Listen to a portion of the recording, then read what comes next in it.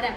പ്രകൃതിയുടെ കാവലാളായി നിലകൊണ്ട പാർശ്വവൽക്കരിക്കപ്പെട്ടവർക്ക് അത്താണിയായി അഭയമായി മാറിയ അമ്മ. മലയാളത്തിന്റെ പ്രിയ കവയിത്രി ശ്രീമതി സുഗതകുമാരി ടീച്ചറുടെ ഏറെ പ്രസിദ്ധമായ കവിതകളിൽ ഒന്നായ പെൺകുഞ്ഞ് എന്ന കവിതയിലെ ഏതാനും വരികളാണ് ഞാനിവിടെ ആലപിക്കാൻ പോകുന്നത്. ഇരുട്ടിൽ തിരുമുറ്റത്തു കൊണ്ടുവെക്കുകയാണു ഞാൻ പിഴച്ചു പെറ്റൊരീ കൊച്ചു പൈതലെ കാത്തുകൊള്ളുക. പെണ്ണാണ് കൊന്നൊഴിച്ചിടാനും കഴിഞ്ഞില്ല പൊറുക്കുക.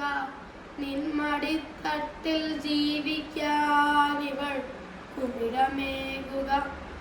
അമ്മതൻ കണ്ണുനീർ പെയ്ത്തിൽ കുളിപ്പിച്ചിട്ടുപാൽ കൊടു തമ്മതൻ ഉമ്മയാകും ശ്രീതിലകം ചാർത്തി നെറ്റിമേൽ ഇവളെ പാവമീ കൊച്ചു സീതയെ.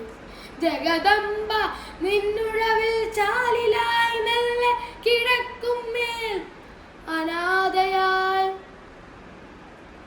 നാളെ സൂര്യനുദിക്കുമ്പോൾ ഇവൾക്കും പകലെത്തുമോ?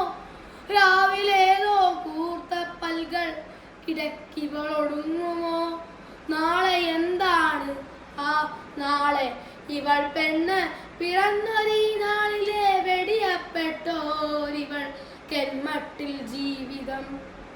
ഇവളെന്നെങ്കിലും സ്നേഹമെന്നതിനർത്ഥമോരുമോ?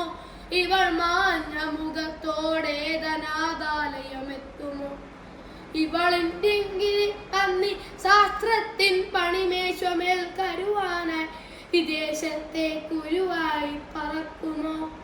ഇവളേതെങ്കിലും വീട്ടിനോ മന പുത്രിയാകുമോ?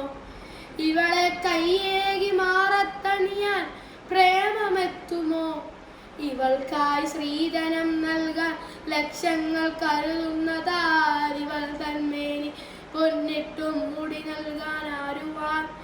ഇവളെ പോര പൊന്നെന്നു തീർത്തൈലത്തിലിരിക്കുമോ? ഇവളെ യൗവനം പോയെന്നപ്പോഴേ മൊഴി ചൊല്ലുമോ? ഇവളെ പണി ചെയ്യിപ്പിച്ചിട്ട് പട്ടിണിക്കിട്ടു കൊല്ലുമോ? ഇവളെ കൊടുമദ്യത്തിൻ മതം തല്ലിച്ചതയ്ക്കുമോ? ഇവളെ വഴിലേലത്തിൽ ചന്തയിൽ വിളി കേൾക്കുമോ? ഇവളെ ചോന്ന തെരുവിൽ പിഴിഞ്ഞോറ്റി കുടിക്കുമോ? ഇവളാം ചണ്ഡി നഗരക്കാരയിൽ ചീർത്തു പൊന്തുമോ? ഇവൾ തന്മേനി ആശുപത്രി വാന്ത്രയിൽ ചീഞ്ഞു ചാവുമോ?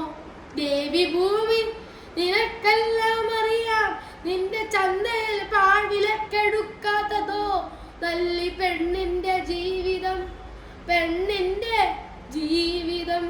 നന്ദി.